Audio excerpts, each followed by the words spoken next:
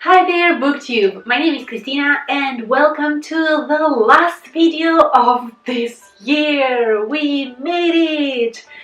And today I decided that it's finally time to face something that I completely forgot for the majority of this year, which is very useful for me in order to set my goals for next year, because the thing that I forgot is that I actually had some goals at the beginning of 2020. We all did. Where they went, who knows? But I just wanted, for the sake of it, to go through them and see how I did.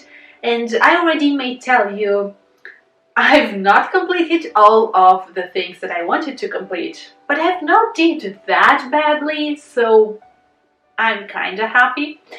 And without further ado, let me get into my goals at the beginning of 2020, when I was a pure hopeful soul, like a summer child, and then 2020 hit very hard. And the first goal that I had was to read 80 books. This one, check. I read around 140 books, between 30 and 40. I don't know how many books I will be able to finish in these last couple of days of the year, but somewhere between 130 and 140. Don't be too awed or too surprised. It's just that I read physical books, I read a lot of mangas, graphic novels, I listen to audiobooks, so when you have these different kind of media, it's actually easier to read more and more, at least for me.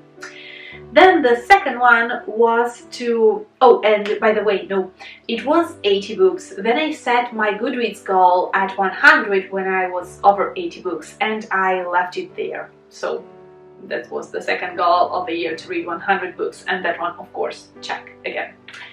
Then read 4 books, which means over 5 for big books, which means over 500 pages for me.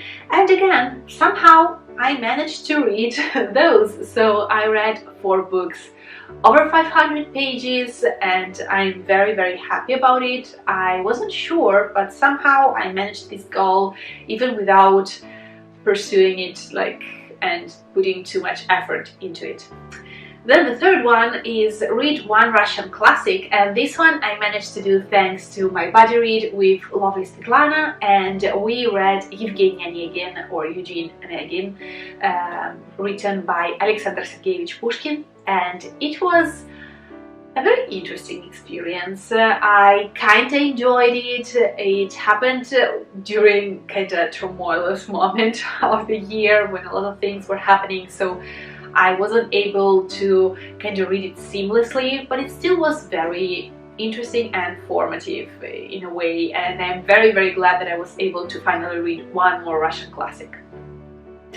Then my next goal was to finish 3 series, and yes, I was able to do so. The first 3 that I wrote down here was I finished the Strange the Dreamer duology, I finished the whole Nisekoi manga series from the 1st till the 25th volume, or the 24th, and then I finished the duology of Spin the Dawn, I finished Paper Girls. There is a bunch of things that I was able to finish during this year, but about it I will speak a little bit more in depth next year when I will be analyzing my series situation. And then let's get to the 2 goals that I wasn't able to complete, because one was to read 3 books from my 12 in 12 project, and at this point I believe that I will have to give up that project as it is. I will try and revamp it in 2021, so stay tuned for that, because right now it's not working. It wasn't working for my schedule, reading schedule, it wasn't working for my mood, because I really wanted to read things that made me excited and happy and not to think too much about books, so that just didn't happen. I read 0 books for my 12 in 12 project, so yeah, that wasn't great. And then I had a list of 20 books that I wanted to read in 2020, so it was 20 in 20 books. And let's take a look at these 20 books that I was supposed to read. So, a book to continue a series. Yes, I read a bunch.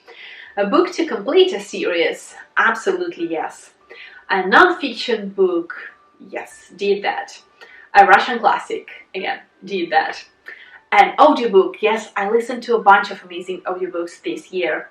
Manga, I read the entire series of manga. Graphic novel, again an entire series of graphic novel. Short story, did it. A book in Italian? Yes. An ebook? Yes. Reread? Yes, I reread Wicked Lovely, or listened to a book that I previously read. Wicked Lovely, yes, it was Wicked Lovely. And then a book set in Japan, yes. Again, I read a bunch of mangas, and a lot of them were written, were set in Japan. A book that starts a series, yep. A childhood favorite, yes, I read Chocolate Farm. It's Chocolate Farm in English, oh my god. The one by Roald Dahl. And then a book with a light cover, yes. A book with a dark cover, yes. A book with less than 200 pages, yep. And a book with more than 500 pages, again, absolutely yes, since I was able to read 4 books, 4 big books this year. But we have 2 more prompts that I wasn't able to actually check as a box. And it was a book in French, because this year I wasn't able to get to any book in French, and I'm very ashamed about it. And then the next one is a book written by Jane Austen, and again I had high hopes for me being able to start reading something by Jane Austen this year. I read something by Jane Austen, of course, previously, but I wanted to go slowly through all of her novels, and this didn't happen this year. So maybe it will happen next year, I don't know, but that's the reason why I am not able to check that one either. So it means that I did kind of good, I did pretty well, but I have a couple of things that I wasn't able to achieve, so I've not gone on, I've not went on with my 12 and 12 project, and I've not read all of the books from my 2020 list. So overall, I may tell that it wasn't that bad, but it wasn't too good. I mean, no, it was pretty good, but it wasn't amazing. Let's put it like that, because I need to give some credit to myself for forgetting completely about my 2020 goals and somehow achieving a bunch of those nonetheless. So at this point, I will see you next year. I'm so hoping that it will be even just a tiny little bit better than the previous one.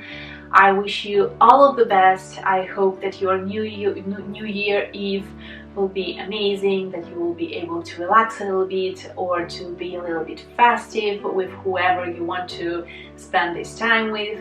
And even if you're not able to spend physically time with those people, that you will FaceTime them or just Zoom or whatever.